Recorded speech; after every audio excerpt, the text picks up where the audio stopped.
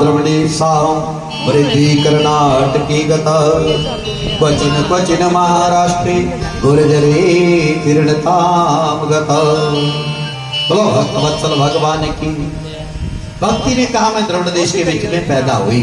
अब ध्यान देना मेरे भाई बहन, ये जो भक्ति है ये द्रविड़ देश के बीच में कहाँ पैदा होती है? ये द्रविड़ बाहर नहीं है।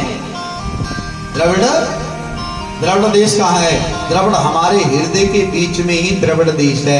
अर्थात भक्ति का जो भाव है वो कैसे हमारे भीतर आएगा?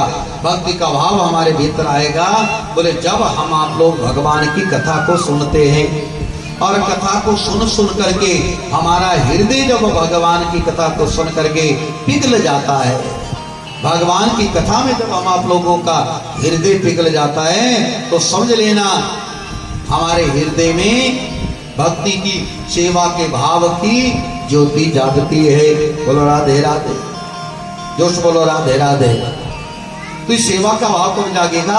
जब हम 3 घंटे कथा सुनते हैं और तन भी कथा में हो और मन भी कथा में हो तो जरूर ये भाव तो बनता ही है थोड़ी देर हमारा कि महाराज हम भी सेवा करेंगे। ये जीवन आने था सेवा के बिना बेकार है, सेवा परमो धर्मा। मतलब भक्ति का भाव जागृत होता है। फिर भक्ति ने कहा कि मैं द्रविड़ देश में पैदा हुई और कर्नाटक में। अब ये कर्नाटक कहाँ है? कर्नाटक बाहर वाला कर्नाटक नहीं महाराज। भक्ति जवान होती है इन कानों के द्वारा, कानों के द्वारा बारंबार जब हर बार हम आप लोग सत्संग सुनेंगे, कथा सुनेंगे तो क्या होगा? बोले मेरे भाई बहन हम आप लोगों के वो भक्ति हिष्ट पुष्ट होगी, सेवा का भाव, वो सेवा हम निरंतर करते भगवान की जाएंगे। और देखिए सेवा हम भगवान की करेंगे तो भगवान के भगत, यदि माता पिता की करते हैं तो मातृपितृ भगत, गुरु की सेवा करते हैं तो गुरु भक्त कहलाते हैं। इसलिए हिष्ट पुष्ट जवान भक्ति होती है कानों के द्वारा। निरंतर हम भगवान की कथा को, सत्संग को जब बार बार सुनेंगे तो हमारा मन भाव बनता रहता है। और आगे भक्ति ने कहा कि गुर्जरे जीर्णताम गता। जैसे मैं गुजरात में गई महाराज तो मैं भी बुढ़ी हो गई और मेरे बेटे भी बूढ़े हो गए। अब ये गुजरात क्या है? बोले गुजर गया बिना भगवान की कथा के समय, सत्संग में गए नहीं। थोड़े दिनों तक मेरे भाई बहन कथा का बड़ा प्रभाव रहता है।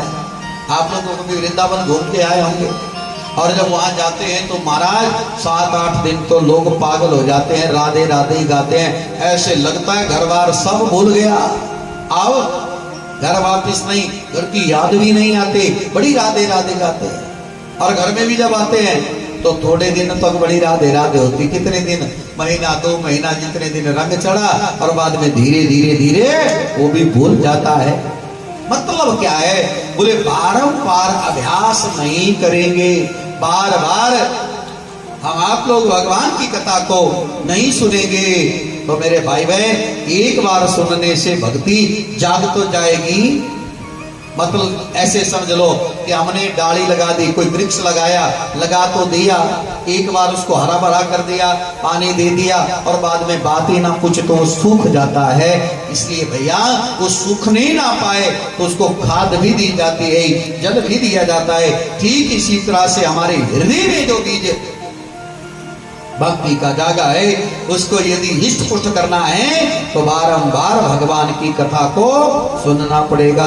भक्ति ने कहा मैं गुजरात मतलब गुजर गया समय बिना कथा के, हो गई मैं भी बुढ़ी। फिर क्या हुआ? बोले आगे भक्ति ने कहा पुनः वृंदावनम प्राप्य। मैंने विचार किया चलो वृंदावन में चलती हूँ। मैंने अपने दोनों पुत्रों को भी उठाया और वृंदावन में आ गई। और हे नारद यहाँ वृंदावन के संयोग से क्या हुआ?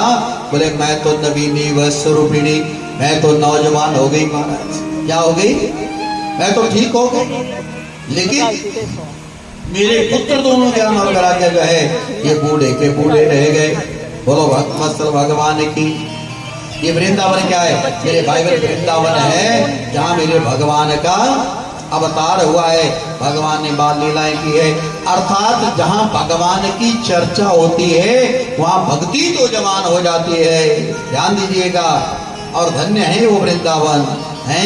वृंदावन की तो महिमा ही अजब है महाराज। और मैं अक्सर कहता हूँ बंधु बुरा मत मानना, कभी मौका लगे तो वृंदावन में जरूर जाना चाहिए। लेकिन जहां पर भी श्रीमद् भागवत महापुराण की कथा होती है, जहां ये भगवान की कथा होती है, वो दिव्य स्थान भी किसी वृंदावन से कम नहीं होता है। 7 दिनों के लिए वो जगह, वो स्थान भी वृंदावन बन जाता है। क्यों भला?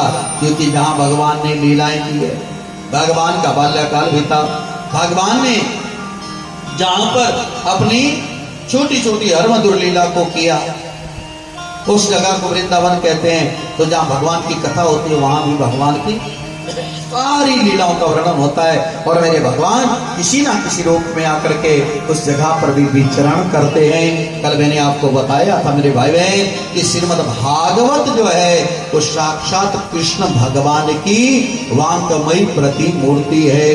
भागवत साक्षात कृष्ण में और भागवत में कोई फर्क नहीं है। बोलो भागवत भगवान की।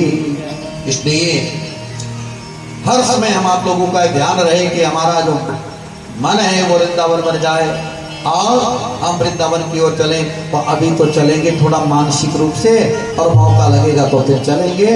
इसलिए सब ने बड़े भाव से, आप लोगों को मैंने कल भी कहा था कि महाराज वृंदावन में क्या है, भक्ति जो है जवान, मतलब वहां चाहे चोर होगा, चाहे ठग होगा, चाहे कोई भी हो, चाहे कोई भी है महाराज, सब राधे राधे तो जरूर बोलते हैं। इसलिए राधे राधे तो वृंदावन की अधिष्ठात्री देवी श्री राधा रानी है। बोलो राधा रानी की।